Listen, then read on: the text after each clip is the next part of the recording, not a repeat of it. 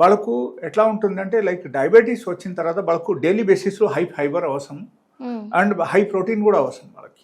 Okay, so protein enough తీసుకోవాలి and దాంతో బట్టి మనం ఎనఫ్ ఫైబర్ ఫుడ్ కూడా తీసుకోవాలి. Okay, so fibre in the sense మనకు మిల్లెట్లు ఎక్కువ ఫైబర్ ఉంటాయి. That is one of the highest fibre food అని మనం చెప్పొచ్చు. That is number 1. Number 2 is the raw vegetables.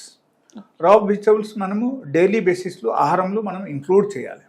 Include చేయాలి in the sense tomato, beetroot, కీరా, ఆనియన్, ఇది అన్నీ మనము డైలీ బేసిస్లో సలాడ్ రూపంలో మనం ఆహారంకి ముందే మనం తీసుకోవాలి.